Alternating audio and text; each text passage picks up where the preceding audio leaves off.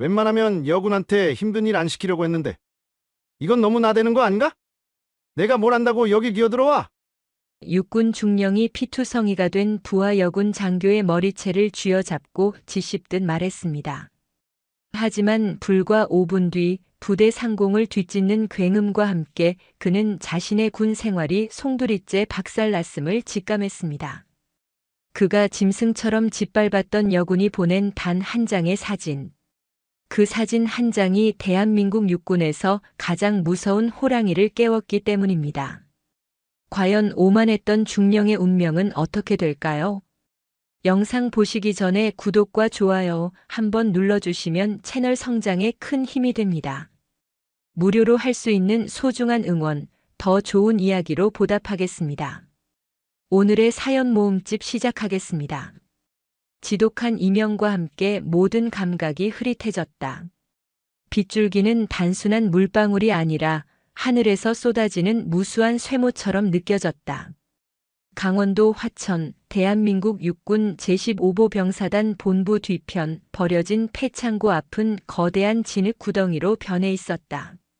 하서연 대위는 그 한가운데 처박혀 있었다.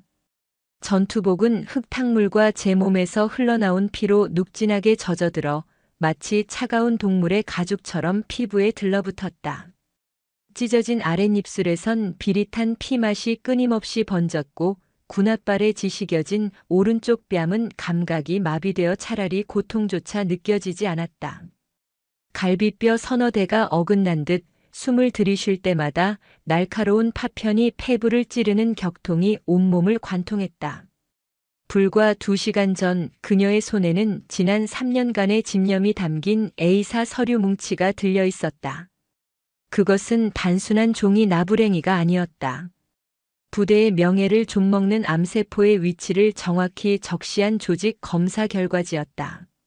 군수가 보급 예산의 교묘한 유용 내역, 유류 창고에서 증발한 수만 리터의 경유 행방, 심지어는 최전방 GOP에서 고생하는 병사들의 부식비마저 빼돌려진 정황까지. 모든 증거는 단 한 사람 사단 작전 참모 최동훈 중령을 정점으로 한 부패의 피라미드를 가리키고 있었다. 그의 집무실 문을 열기 전 하서연은 마른 침을 삼키며 심장을 다잡았다. 두려움이 없었다면 거짓말이다. 하지만 군인으로서 선배 장교로서 썩어 문드러진 환부를 외면할 수는 없었다. 이번에야말로 반드시 뿌리 뽑겠다고 그리하여 더는 선량한 부하들이 부당한 희생을 치르지 않게 하겠다고 맹세했다. 그러나 최동훈은 그녀가 내민 서류 뭉치의 표지조차 보지 않았다. 그는 조롱과 경멸이 뒤섞인 눈으로 그녀를 위아래로 훑어보더니 나지막이 의졸였다. 계집년이 별걸 다 주워 먹었네. 그 말이 끝나기 무섭게 육중한 손바닥이 그녀의 뺨을 후려쳤다. 짝 하는 파열음과 함께 하서연은 바닥에 나동그라졌다. 상황을 파악할 틈도 없이 최동훈의 군홧발이 그녀의 복부를 걷어찼다. 컥. 숨이 끊어지는 고통에 비명조차 나오지 않았다. 그녀는 필사적으로 서류 뭉치를 품에 끌어안았지만 그는 미친 짐승처럼 날뛰었다. 주먹이 얼굴을 가격하고 발길질이 옆구리를 짓뭉갰다. 끔찍한 고통 속에서 갈비뼈가 부러지는 우두둑 하는 소리가 귓속까지 선명하게 파고들었다. 2년 아직도 정신 못 차렸어? 최동훈은 헐떡이며 그녀의 머리채를 잡아챘다. 그의 눈은 증오와 사리로 번들거렸다. 그는 주변에 있던 부관과 행정과장에게 턱짓을 했다. 창고 뒤에다 던져놔. 비 맞다 보면 자기가 뭘 잘못했는지 알게 되겠지. 집무실 안에는 다른 장교들도 있었다.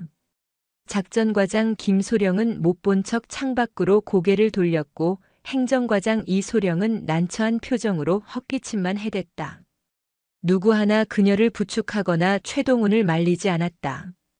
거대한 군이라는 조직 속에서 정의를 외친 여군 장교의 목소리는 그렇게 철저한 폭력과 비겁한 침묵 속에 짓밟혔다. 의식이 까마득한 심연으로 가라앉는 순간 하서연의 뇌리에 아버지의 얼굴이 스쳤다. 예비역 육군 소장 하정국. 평생을 군에 헌신했고 군복의 명예를 목숨처럼 여겼던 강직한 군인. 서연아, 군복은 내 몸을 가리는 옷이기 이전에 내 영혼을 비추는 거울이다. 언제나 그 거울 앞에 떳떳하거라. 임관식 날 아버지가 어깨에 다이아몬드 계급장을 달아주며 했던 말이었다. 그 목소리가 꺼져가는 생명의 불씨를 붙들었다. 안 돼. 이대로 끝낼 수는 없어. 하서연은 마지막 남은 의식을 쥐어짰다. 피와 흙으로 범벅이 된 손가락이 본능적으로 전투복 주머니를 더듬었다. 차갑고 단단한 스마트폰의 감촉. 화면을 켜는 간단한 동작조차 수천 번의 유격 훈련보다 힘들었다. 부러진 손가락 마디마디가 비명을 질렀다. 몇 번의 실패 끝에 희미한 불빛과 함께 카메라 앱이 실행됐다. 셔터 소리는 쏟아지는 빗소리에 완벽하게 묻혔다. 액정에 비친 자신의 모습은 짐승의 그것과 다를 바 없었다. 퉁퉁 부어오른 얼굴, 찢어진 입술, 공허하게 풀린 눈동자. 그녀는 떨리는 손으로 사진 한 장과 함께 짧은 메시지를 입력했다. 수신이는 아버지 하정국. 아버지 죄송합니다. 그것이 그녀가 할 수 있는 전부였다. 전송 버튼을 누르는 순간 소나귀에서 힘이 완전히 빠져나가며 스마트폰이 흙탕물 속으로 풍덩 소리를 내며 떨어졌다. 모든 것을 해냈다는 안도감과 함께 완전한 어둠이 그녀를 집어삼켰다. 빗소리만이 멀어지는 의식의 끝자락에서 아스라이 울려 퍼졌다. 서울 서초동의 한적한 아파트. 거실 소파에 앉아있던 하정국 예비역 소장은 신문에서 눈을 떼고 무겁게 한숨을 내쉬었다. 또 군 관련 비리 기사였다. 방산 비리 성추문 구타 사건. 자신이 평생을 바쳐 지켜온 조직이 세간의 조롱거리로 전락한 현실에 가슴이 미어지는 듯 했다. 그때 탁자 위 스마트폰이 짧게 진동했다. 발신인을 확인한 그의 무거운 얼굴에 희미한 미소가 번졌다. 내 딸 서연이. 바쁜 최전방 생활 속에서도 딸은 틈틈이 안부를 전해왔다. 그에게는 세상 가장 큰 자랑이자 기쁨이었다. 흐뭇한 마음으로 메시지 창을 열었다. 그러나 화면에 뜬 사진을 보는 순간 하정국의 세상은 통째로 무너져 내렸다. 그의 손이 사시나무처럼 떨렸고 동공은 걷잡을 수 없이 흔들렸다. 신문을 쥐고 있던 손에서 힘이 풀리며 바닥으로 떨어졌다. 사진 속에는 피와 흙으로 범벅이 된 채 쓰러져 있는 딸의 모습이 있었다. 찢어진 전투복, 멍으로 얼룩진 얼굴, 초점을 잃은 눈동자. 아버지 죄송합니다. 라는 짧은 메시지는 그의 심장을 도려내는 비수와도 같았다. 죄송한 것은 딸이 아니었다. 이 험한 곳으로 딸을 보낸 자신이었다. 서연아. 그는 즉시 통화 버튼을 눌렀다. 그러나 돌아오는 것은 기계적인 연결음 뿐이었다. 한 번, 두 번, 10번. 신호음이 반복될수록 그의 심장은 타들어갔고 슬픔은 이내 감당할 수 없는 분노로 변해갔다. 손에 쥔 스마트폰이 부서질 듯 삐걱거렸다. 육군 사관학교를 수석으로 졸업하고 누구보다 투철한 사명감으로 군인의 길을 택했던 딸이었다.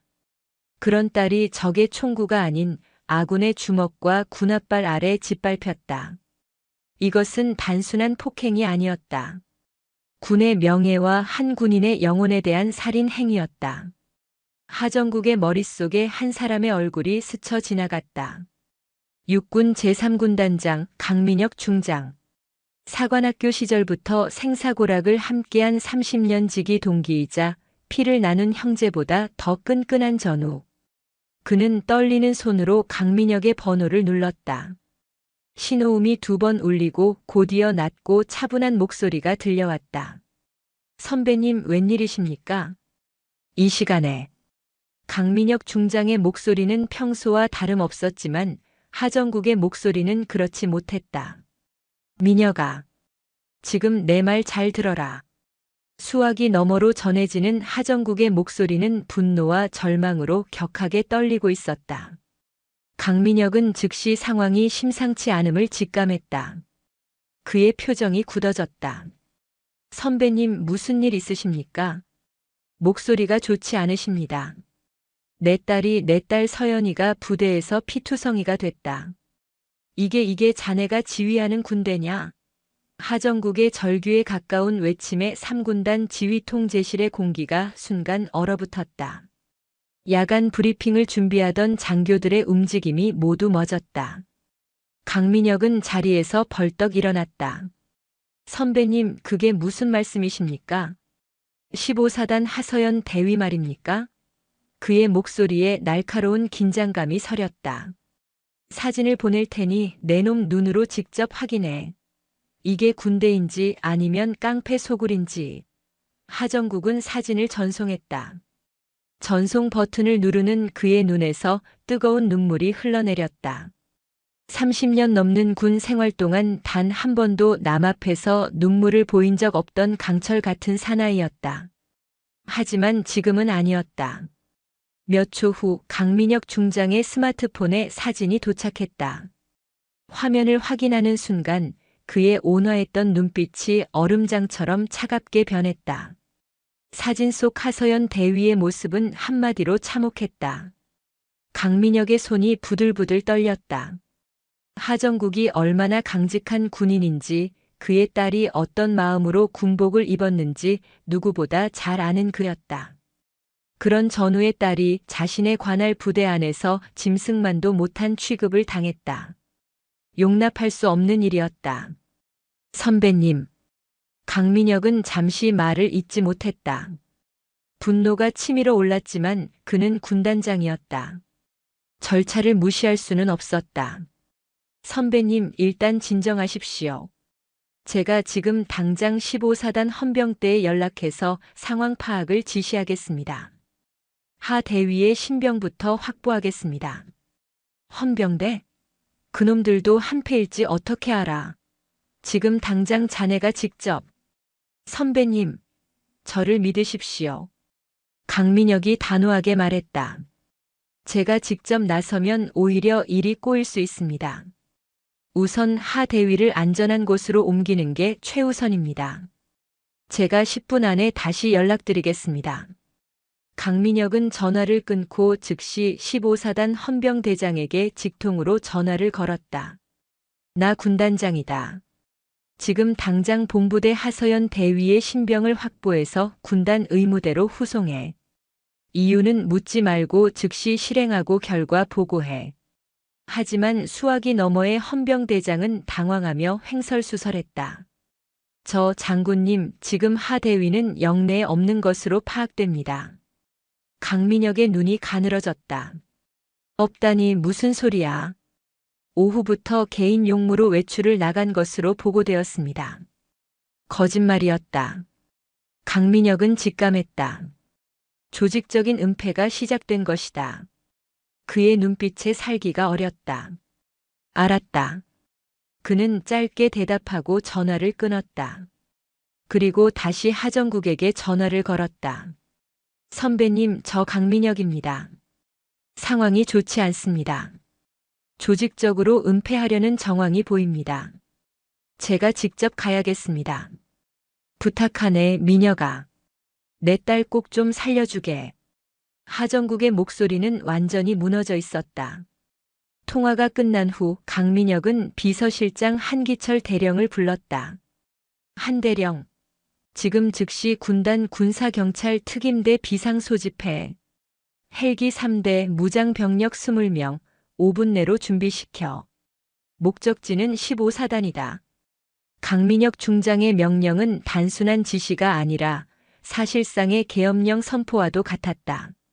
3군단 본부 전체가 순식간에 전쟁 상황을 방불케 하는 긴장감에 휩싸였다. 장군님, 15사단에 직접 가시겠다는 말씀이십니까? 사단 지휘 계통을 무시하고 군단 병력을 투입하는 것은 한기철 대령이 조심스럽게 말했지만 강민혁의 눈빛을 보고는 입을 다물었다. 평소 신중하고 차분하던 군단장의 눈에는 분노를 넘어선 살기마저 서려 있었다. 그의 눈은 내 결정에 토를 다는 자는 누구든 용서치 않겠다고 말하고 있었다. 3분 준다. 3분 안에 준비 안 되면 자네도 각오해야 할 거야. 강민혁의 목소리는 얼음보다 차가웠다. 한기철은 더 이상 묻지 않고 즉시 비상 연락망을 가동했다. 수화기 너머로 당황하는 기색이 역력했지만 한기철은 군단장의 명령을 단호하게 전달했다. 이유 묻지 마. 이건 실제 상황이다. 5분 후 군단 본부 헬기장에는 검은색 UH-60 블랙호크 헬기 3대가 굉음을 내며 대기하고 있었다. 프로펠러가 만들어내는 강풍이 주변의 모든 것을 날려버릴 듯 휘몰아쳤다. 완전 무장한 군사경찰 특임대원 20명이 신속하게 헬기에 탑승했다. 그들의 얼굴에는 긴장감과 결의가 서려 있었다. 군복을 다시 여민 강민혁이 헬기로 향하자 조종사들이 일제히 경례했다. 그는 짧게 고개를 끄덕이고 헬기에 올랐다. 헬기는 육중한 동체를 서서히 들어 올리더니 이내 어둠과 비바람을 뚫고 강원도 화천을 향해 전속력으로 날아갔다. 헬기 안은 무거운 침묵만이 흘렀다.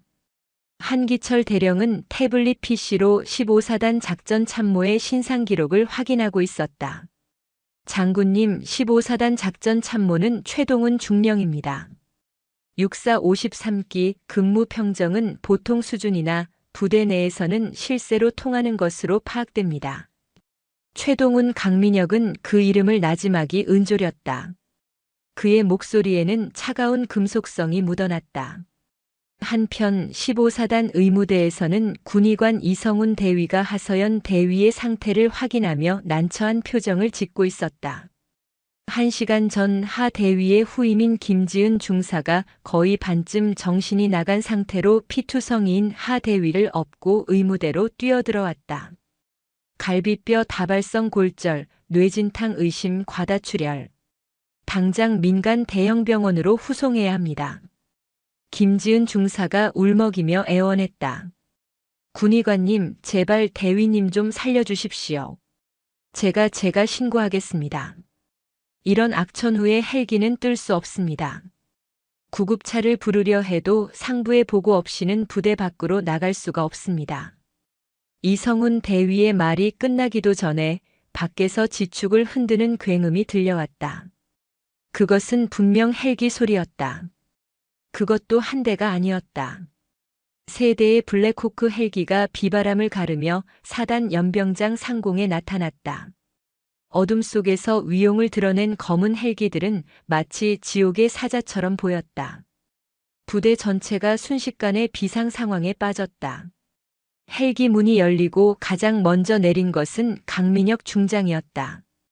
빗물에 젖은 그의 전투복 어깨에 달린 별 3개가 서늘하게 빛났다. 그의 뒤로 완전 무장한 특임대원들이 신속하게 내리며 연병장 주변을 완벽하게 통제했다. 작전 참모 최동훈, 지금 당장 내 앞으로. 강민혁의 목소리는 확성기를 쓴 것처럼 연병장 전체에 울려 퍼졌다. 빗소리마저 잠재우는 위압적인 명령이었다. 본부 건물 2층 자신의 집무실에서 창밖을 내려다보던 최동훈 중령의 얼굴이 새하얗게 질렸다. 3군단장이 예고도 없이 그것도 무장병력까지 대동하고 나타난 상황을 이해할 수 없었다. 중령님, 적의 대체 옆에 있던 행정과장 이진우 소령이 떨리는 목소리로 물었지만 최동훈은 아무 대답도 하지 못했다. 머릿속이 하얘졌다. 어떻게 알았지? 누가 보고한 거지? 최동훈 중령 10초 센다. 10초 안에 안 나오면 내가 직접 내 놈의 목을 끌고 나올 거다. 강민혁의 2번째 명령이 떨어졌다. 특임대원들이 K1A 소총을 겨눈 채 본부 건물을 향해 움직이기 시작했다. 더 이상 버틸 수 없다는 것을 깨달은 최동훈은 떨리는 다리를 이끌고 현관 밖으로 나섰다. 쏟아지는 비가 그의 얼굴을 적셨지만 그는 아무것도 느낄 수 없었다. 연병장 중앙에 선 강민혁은 최동훈을 향해 들고 있던 서류 봉투를 내던졌다. 봉투에서 젖은 사진 한 장이 바닥으로 떨어졌다.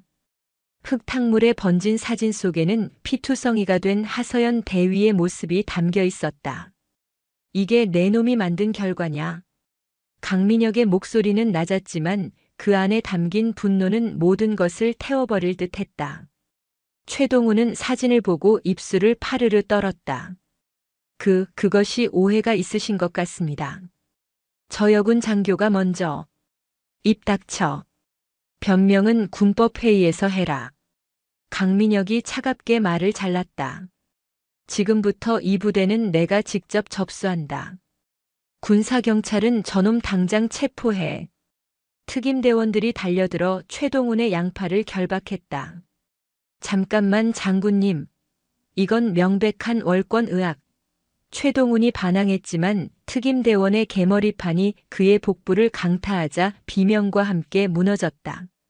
강민혁은 쓰러진 최동훈을 경멸스럽게 내려다본 뒤 본부 건물과 막사에 모여있는 모든 장병을 향해 외쳤다. 전 부대원 5분 내로 연병장으로 집합한다. 반복한다. 전 부대원 5분 내로 연병장에 집합한다. 요란한 비상 사이렌이 칠흑 같은 밤의 정적과 빗소리를 찢어발겼다. 잠시 후 15사단 본부대 소속 전 장병이 비를 맞으며 연병장에 도열했다. 뒤늦게 상황을 보고받은 사단장 윤성필 준장이 황급히 달려왔다. 그는 자신의 사단에 예고도 없이 군단장이 무장병력까지 이끌고 나타난 초유의 사태의 당혹감을 감추지 못했다. 장군님, 이게 대체 무슨 일이십니까? 먼저 제게 연락을 주셨어야. 윤성필 준장이 강민혁에게 다가가려 했지만 강민혁의 얼음 같은 눈빛에 걸음을 멈췄다. 그의 눈빛은 자네도 공범인가라고 묻고 있었다. 윤 준장. 강민혁이 차갑게 불렀다. 예, 장군님. 자네 부대에서 여군 장교가 상관에게 무차별 폭행을 당해 사경을 헤매고 있어. 자네는 이 사실을 알고 있었나? 강민혁의 서슬퍼런 질문에 윤성필 준장은 당황한 기색이 역력했다. 그게 무슨 말씀이신지 저는 보고받은 바가 없습니다. 몰랐다는 거군. 그럼 자네는 지휘관 자격이 없어. 자기 부대에서 벌어지는 일도 모르는 지휘관이 어떻게 부대를 통솔하나. 강민혁의 질책에 윤성필은 고개를 숙였다. 변명의 여지가 없었다. 강민혁은 도열한 장병들을 천천히 둘러봤다. 우리가 입은 이 전투복은 국가와 국민을 지키겠다는 신성한 약속이다. 그런데 오늘 이 신성한 약속을 더럽힌 자가 나왔다. 나는 오늘 그놈뿐만 아니라 그놈을 비호하고 진실을 외면한 자들까지 모두 색출하여 군법에 따라 엄중히 처벌할 것이다. 그의 목소리는 빗소리를 뚫고 모든 장병의 가슴에 비수처럼 박혔다. 하서연 대위에게 폭행이 가해진 시각, 작전 참모실 주변에 있었던 인원, 전원 앞으로 나와. 잠시 침묵이 흘렀다. 장교들은 서로의 눈치만 살피며 누구 하나 선뜻 나서지 못했다. 그때 대열 속에서 한 명의 부사관이 떨리는 손을 들었다. 김지은 중사였다. 그녀는 대열에서 나와 강민혁 앞에 섰다. 눈에는 눈물과 빗물이 뒤섞여 흘러내리고 있었다. 말해봐. 무슨 일이 있었는지. 제가 들었습니다.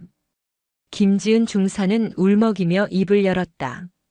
하 대위님께서 최동훈 중령님 집무실에 들어가신 뒤 안에서 비명소리와 무언가 부서지는 소리가 들렸습니다. 무서워서 아무것도 하지 못했습니다. 죄송합니다. 그녀의 고백에 연병장이 술렁였다. 또 본 사람이 있나? 강민혁의 시선이 작전과장과 행정과장에게 향했다. 두 사람은 시선을 피하며 고개를 숙였다. 강민혁은 한기철 대령에게 지시했다. 한 대령, 지금 즉시 군단 감찰실과 헌병대를 동원해 15사단 본부의 모든 서류와 통신기록, CCTV 영상을 압수해. 그리고 저 두 사람을 포함해서 작전 참모실 관련자 전원, 한 명도 빠짐없이 격리 신문하도록. 본부 건물은 순식간에 군단 합동조사본부로 변했다. 가장 먼저 소환된 것은 군수과장 박성준 소령과 행정과장 이진우 소령이었다. 두 사람은 최동훈 중령의 최측근으로 부대 내 비리의 핵심 인물로 지목되고 있었다. 강민혁은 직접 신문을 시작하지 않았다. 대신 함께 온 군단 헌병대 수사과장에게 모든 권한을 위임했다.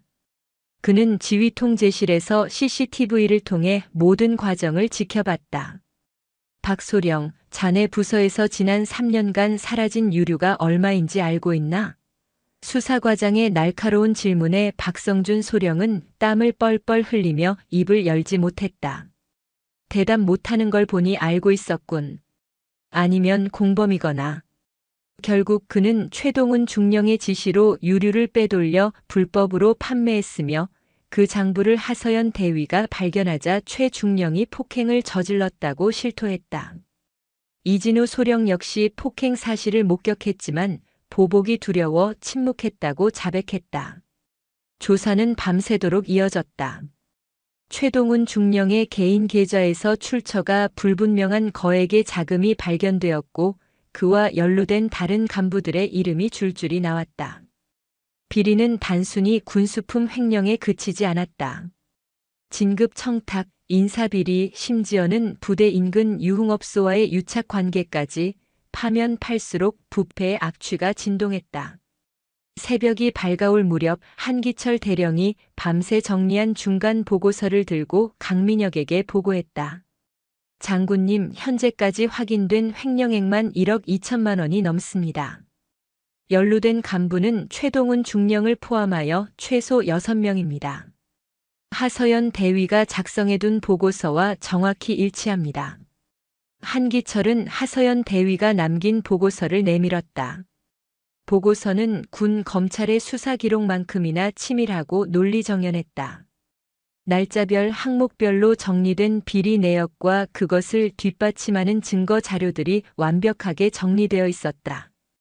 보고서 마지막 장에는 그녀의 다짐이 적혀 있었다. 군은 정의로워야 한다. 계급이 높다고 힘이 강하다고 부정을 저지를 수는 없다.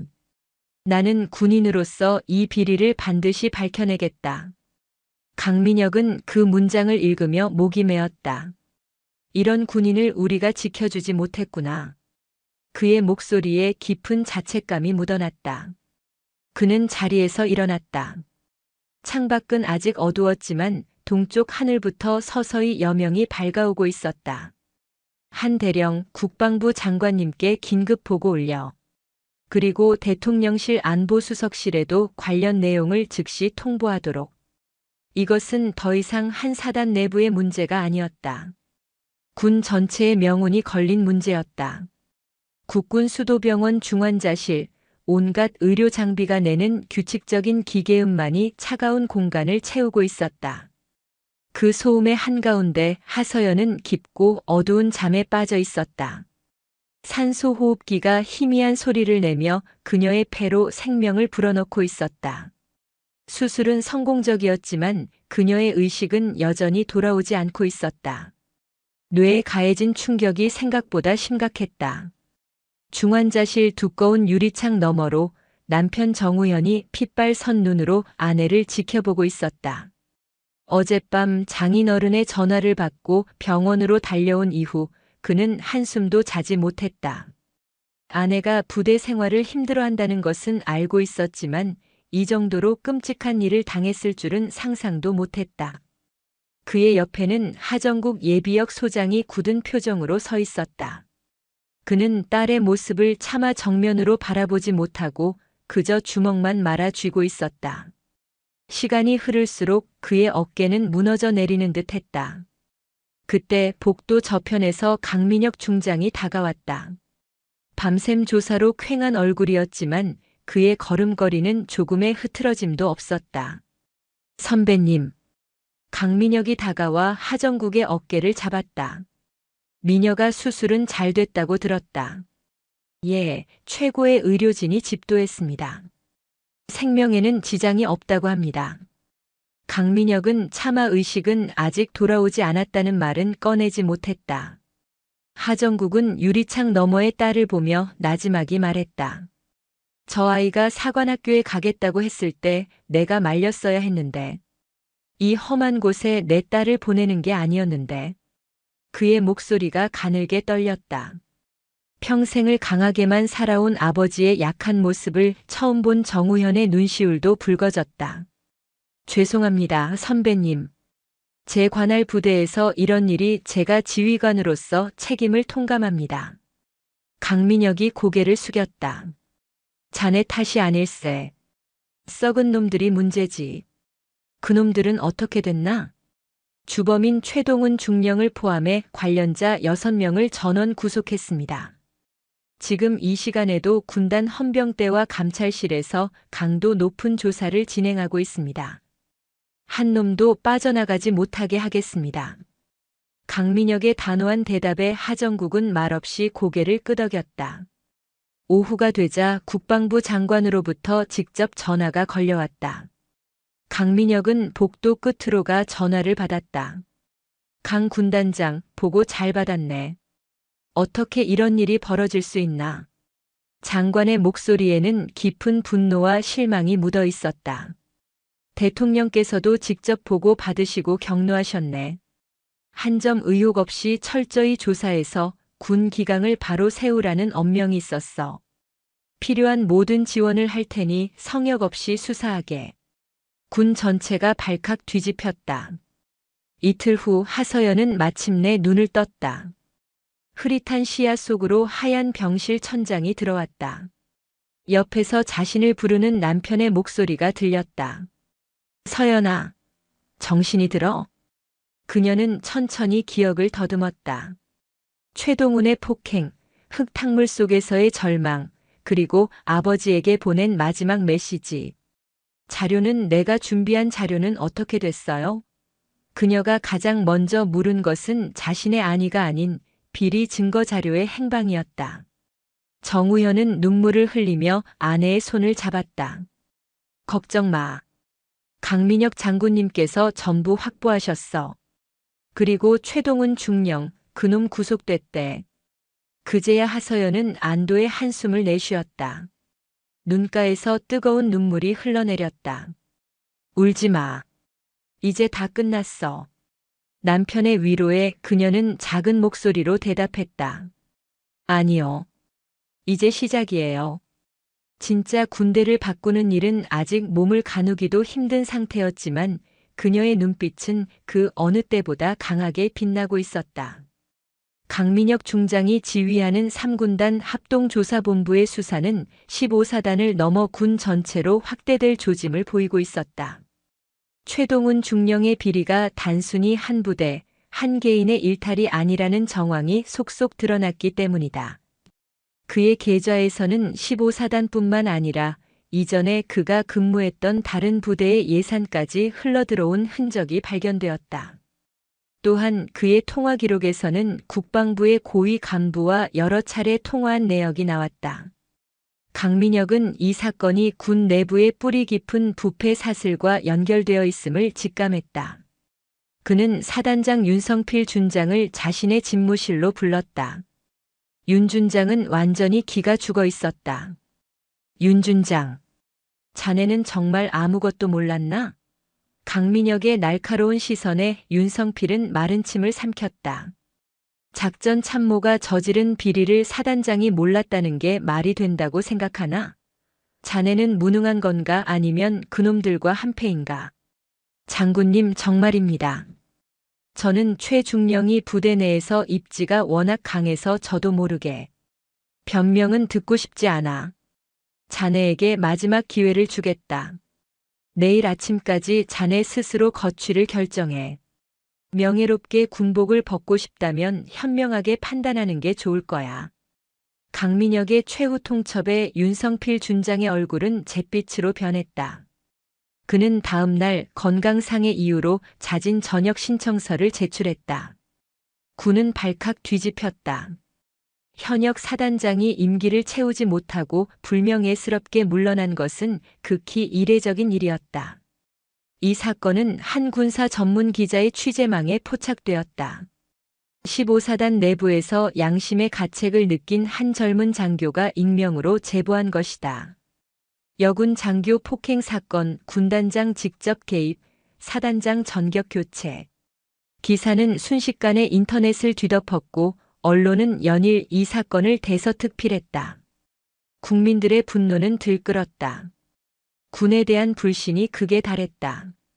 청와대 국민청원 게시판에는 철저한 진상규명과 군 개혁을 요구하는 청원이 올라와 수십만 명의 동의를 얻었다.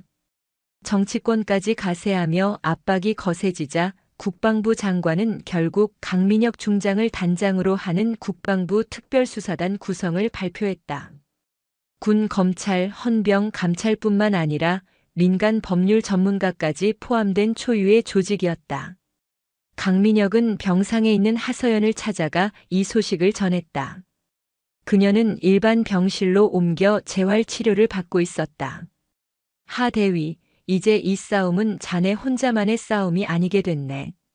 군 전체의 명운이 걸린 싸움이 됐어. 그녀는 창밖을 바라보며 떨리는 목소리로 물었다. 장군님, 정말 군대를 바꿀 수 있을까요? 이 거대한 조직을. 강민혁은 침대에 누워있는 그녀를 내려다보며 단호하게 대답했다. 하 대위가 시작한 일이야.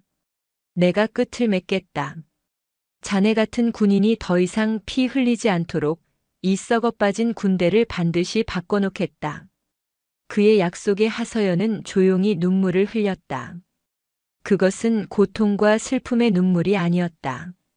희망과 감사의 눈물이었다. 그녀는 자신의 작은 외침이 거대한 변화의 시작이 되었음을 깨달았다. 이제 싸움은 그녀 개인의 복수가 아니라 군 전체의 명예를 되찾기 위한 거대한 전쟁이 되어 있었다.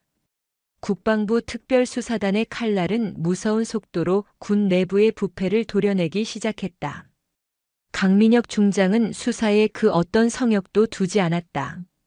그는 최동훈의 배후로 지목된 국방부 군수관리관 이철규 소장을 전격 소환 조사했다. 현역 장성이 비리 혐의로 수사단에 소환된 것은 군 창설 이래 처음 있는 일이었다. 이 소장은 강민혁의 육사 선배이자 군내 실세 중 한 명이었다. 그는 강민혁에게 개인적으로 전화를 걸어 후배님, 선을 넘지 않는 게 좋을 거야. 라며 회유와 협박을 서슴지 않았다. 하지만 강민혁은 선배님, 저는 지금 군인으로서의 직무를 수행하고 있을 뿐입니다. 협조해 주시지 않으면 강제 구인하겠습니다. 라며 조금도 물러서지 않았다. 이런 분위기 속에서 침묵하던 내부 고발자들이 하나둘씩 용기를 내기 시작했다. 하서연 대위의 후임이었던 김지은 중사는 특별수사단에 출석하여 자신이 보고 들은 모든 것을 상세히 증언했다. 그녀는 최동훈 중령이 하 대위를 폭행하던 날 그의 집무실 앞에서 들었던 대화 내용을 녹음한 파일을 제출했다. 파일에는 최동훈이 이철규 소장과 통화하며 그 계집년, 오늘 확실히 처리하겠습니다. 걱정 마십시오. 라고 말하는 내용이 똑똑히 담겨 있었다. 결정적인 증거였다. 그녀의 용기 있는 증언은 다른 부대원들에게도 영향을 미쳤다. 최동훈의 협박과 회유에 못 이겨 비리에 가담했던 하급 간부들, 그의 폭언과 폭행에 시달렸던 병사들까지 수많은 사람들이 익명으로 제보를 해왔다. 그들의 증언과 증거들은 최동훈과 그의 비호 세력을 옥죄는 밧줄이 되었다. 하서연은 병상에서 재활 치료를 받으며 수사 진행 상황을 지켜봤다. 그녀는 수사관들이 병실로 찾아왔을 때 자신이 3년간 모아온 모든 자료의 원본을 제출했다. 그녀의 자료는 수사의 방향을 잡는 중요한 나침반이 되었다. 그녀는 단순히 피해자로 머물러 있지 않았다. 부패를 뿌리 뽑기 위한 전쟁의 최전선의 선전사였다. 어느 날 아버지 하정국이 그녀의 병실을 찾았다. 그는 헬쑥해진 딸의 얼굴을 보며 안쓰럽게 말했다. 서연아, 이제 그만하면 됐다. 너는 할 만큼 했어. 이제는 내 몸부터 챙겨라. 하지만 하서연은 고개를 저었다. 아니요, 아버지. 아직 끝나지 않았어요. 저 같은 피해자가 다시는 나오지 않으려면 이 싸움을 끝까지 해야 해요. 그녀의 단호한 의지에 하정국은 더 이상 아무 말도 하지 못했다. 그는 조용히 딸의 손을 잡아주었다. 그 손의 온기 속에서 그는 딸이 자신보다 훨씬 더 강한 군인이라는 것을 깨달았다. 그녀는 단순히 계급장을 단 군인이 아니라 진정한 명예와 용기를 가진 전사였다. 몇 달간의 강도 높은 수사 끝에 국방부 특별수사단은 최종 수사 결과를 발표했다. 최동훈을 포함한 15명의 전현직 군 간부들이 구속 기소되었고 수십 명의 관련자들이 징계 처분을 받았다. 횡령액은 당초 예상했던 금액을 훨씬 뛰어넘는 수십억 원에 달했다. 군납 비리, 인사청탁, 성추행 은폐 등 그들의 범죄 혐의는 끝이 없었다. 대한민국 군 역사상 최악의 비리 스캔들이었다. 하서연은 퇴원 후 군사재판에 증인으로 출석했다.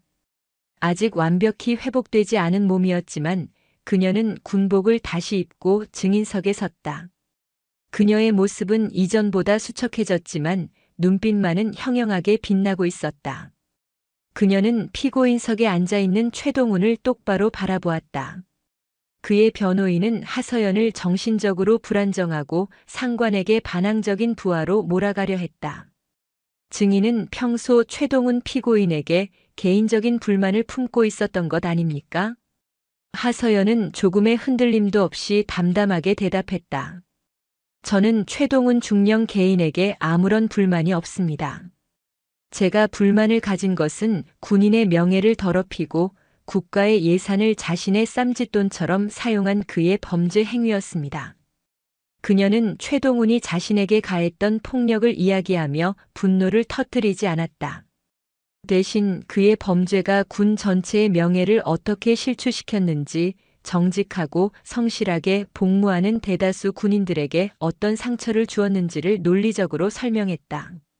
마지막 증언에서 김지은 중사가 제출했던 녹음 파일이 법정 전체에 울려 퍼졌다. 그 계집년 오늘 확실히 처리하겠습니다. 최동훈의 목소리가 나오자 방청석은 물론 재판부까지 충격에 휩싸였다. 재판은 일사천리로 진행되었다. 최동훈은 1심에서 징역 15년을 선고받았고 이철규 소장 역시 징역 10년을 선고받았다. 나머지 공범들도 모두 중형을 피하지 못했다. 법정 구속되는 그들의 모습을 보며 하서연은 아무런 표정도 짓지 않았다. 그녀에게 이것은 끝이 아니라 새로운 시작을 의미했다. 재판이 끝난 후 강민혁 중장이 그녀에게 다가왔다. 그는 거수 경례를 하며 말했다. 하대위 정말 수고 많았네. 자네 덕분에 우리 군이 다시 태어날 기회를 얻었어. 과찬이십니다, 장군님. 저는 제가 해야 할 일을 했을 뿐입니다. 앞으로 계획은 어떻게 되나? 원한다면 국방부나 합동참모본부 같은 정책부서로 자리를 옮겨줄 수 있네. 그게 자네 신상에도 좋을 거야. 그의 배려에 하서연은 잠시 생각에 잠겼다. 그리고는 결심한 듯 입을 열었다. 아닙니다, 장군님. 저는 제 부대로 돌아가고 싶습니다. 15사단으로 말인가? 힘든 기억이 많은 곳일 텐데. 바로 그래서입니다. 저는 그곳을 바꾸고 싶습니다. 진정한 변화는 현장에서부터 시작되어야 한다고 믿습니다. 그녀의 대답에 강민혁은 감동한 표정을 지었다. 그는 하서연의 어깨를 두드리며 말했다. 자네는 정말 대단한 군인이군. 알겠네. 자네가 일하기 좋은 환경을 만들어주겠네. 내가 약속하지. 두 군인은 서로를 바라보며 경례를 나누었다. 그들의 경례에는 단순한 상하 관계를 넘어선 서로에 대한 깊은 존경과 신뢰가 담겨 있었다. 군사재판이 끝나고 얼마 후 국방부는 대통령 직속으로 군 개혁을 위한 특별위원회를 발족했다. 위원회의 목표는 이번 사건을 계기로 드러난 군 내부의 구조적인 문제들을 해결하고 투명하고 정의로운 군 문화를 정착시키는 것이었다. 그리고 그 위원회에 하서연 대위가 파견 근무를 명령받았다. 현역 대위급 장교로서는 파격적인 인사였다.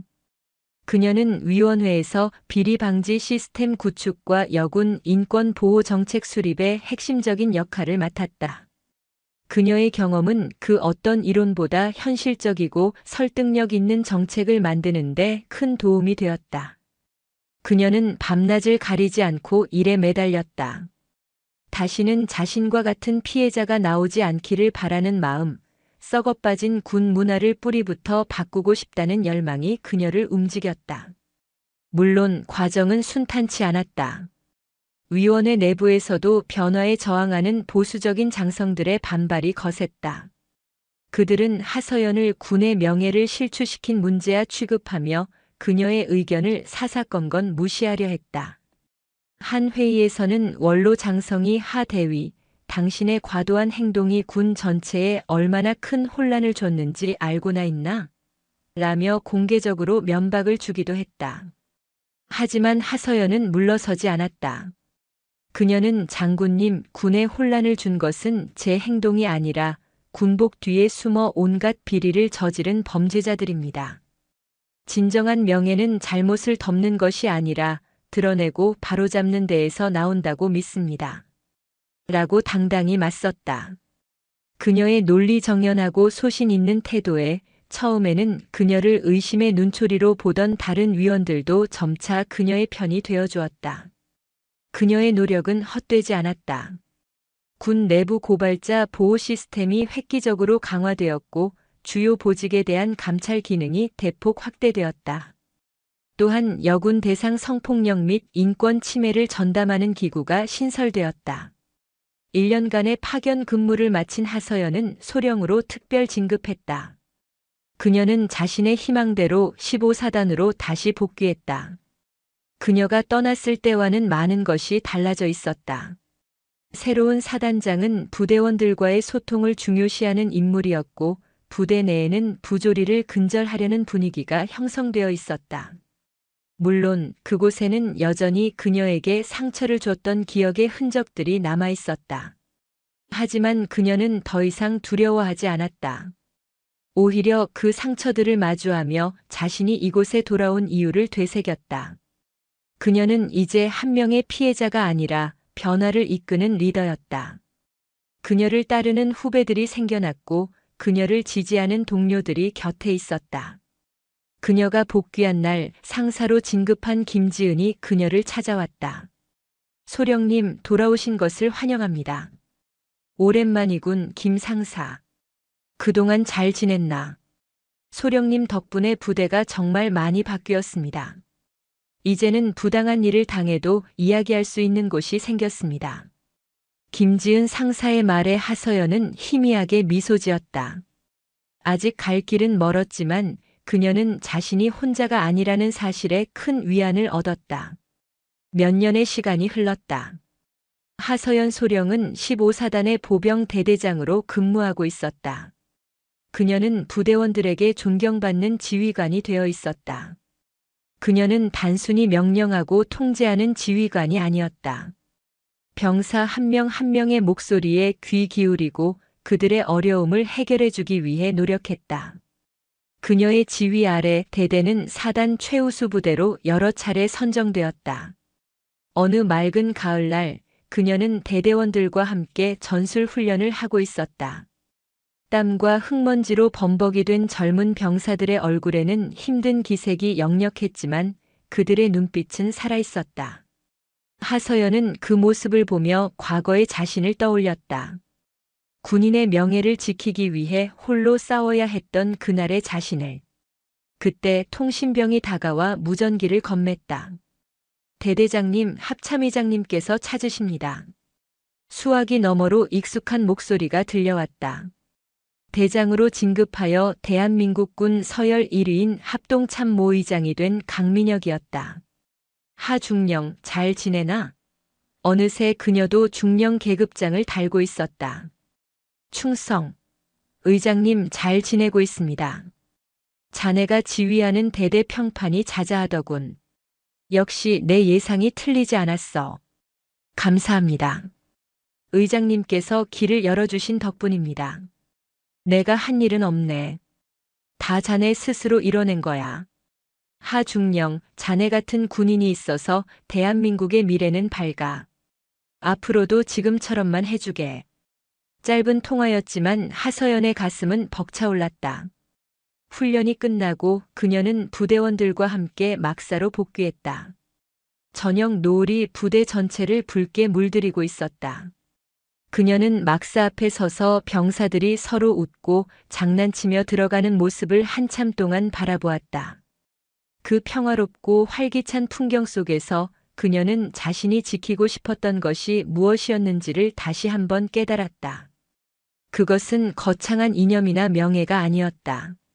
바로 저 젊은 청춘들의 웃음과 미래, 그리고 그들이 발 딛고 서 있는 이 땅의 평화였다. 그녀는 더 이상 과거의 상처에 얽매이지 않았다. 그 상처는 그녀를 더 강하고 더 현명한 지휘관으로 만들었다. 그녀는 앞으로도 군인으로서 자신의 길을 묵묵히 걸어갈 것이다. 때로는 힘들고 외로운 길이겠지만 그녀는 이제 알고 있었다. 진정한 군인의 힘은 계급이나 권력에서 나오는 것이 아니라 자신의 양심을 지키려는 용기와 동료를 아끼는 마음에서 나온다는 것을. 밤하늘에 하나둘씩 별이 떠오르기 시작했다. 하서연은 그 별들을 보며 조용히 다짐했다. 이 별들이 편안히 빛날 수 있도록 나의 조국을 굳건히 지키겠노라고. 그녀의 얼굴에 잔잔한 미소가 피어올랐다.